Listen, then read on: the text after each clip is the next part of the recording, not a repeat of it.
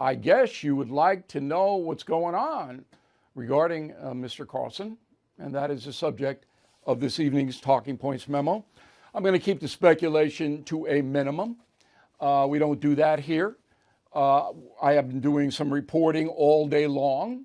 As you may know, many of the people that I trained at Fox News now run shows at the Fox News channel. So, I get information, but I have to verify everything that comes in. I'm not like all the rest of the media that just throws up anonymous sources with a bunch of gibberish. We don't do that here. So let's run it down, what we know and how we know it. So this was a shock to Tucker Carlson and his staff. This morning they were putting together tonight, Monday night's program. They were actively involved with making the rundown, as all of us do who go on television each night to talk to you. In the middle of that, boom, Tucker Carlson is history at the Fox News show. That's how fast it came. Nobody knew.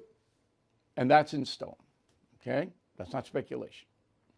So, what was the decision-making process? There are a number of things in play. First of all, if you watched 60 Minutes last night, you saw a man named Ray Epps, right, tell the audience that Tucker Carlson ruined his life. I'm going to deal with Mr. Epps in the final thought of today's broadcast. But that was a pretty strong assertion on 60 Minutes. And when I saw it, I said, oh, here comes the lawsuit against Tucker Carlson and Fox News from Ray Epps. If that name isn't familiar, Mr. Carlson hypothesized that he was involved with staging the January 6th riot. All right, that's a very shorthand version. Epps, of course, denies any of that. He was there, but he says he wasn't an undercover FBI agent or whatever other stuff was floating around. Again, I'll get to that at the end of the program. Number one. Number two, there are a number of lawsuits going to be filed shortly against Fox News board of directors, people who sit on the board, okay, by shareholders, people who own the stock. And by the way, Fox News stock was down big today.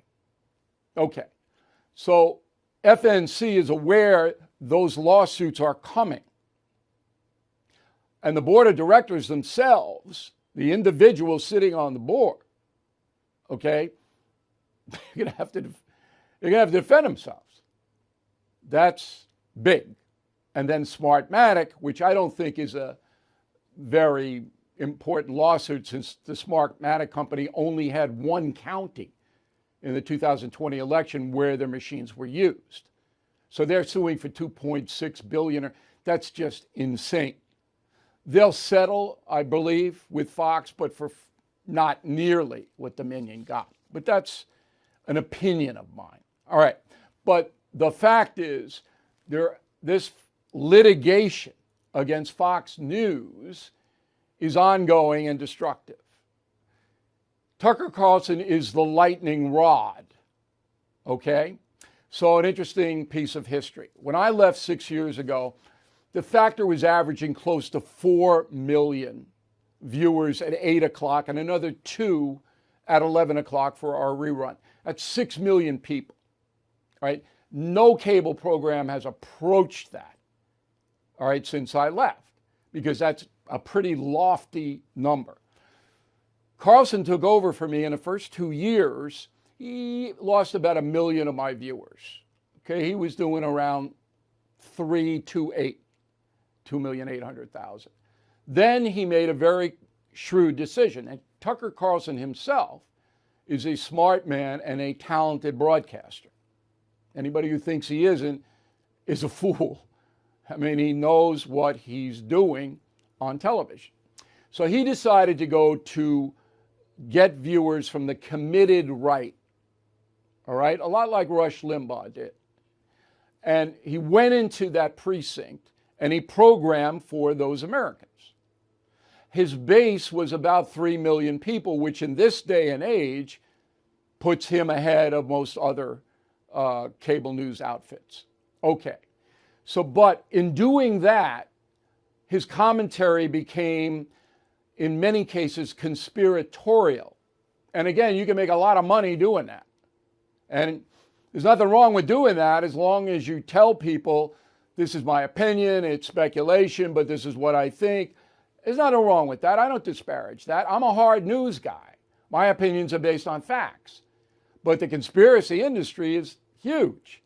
Russian collusion. I mean, that was insane, and every news organization except Fox embraced that conspiracy. Did they not? Okay.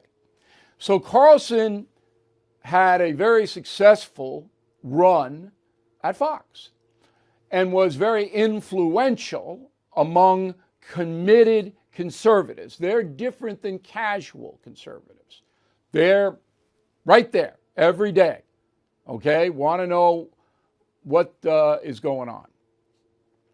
At the same time, Fox News changed dramatically from a tightly structured operation run by a guy named Roger Ailes, who is no longer there, to what they call fiefdoms. Each show did its own thing.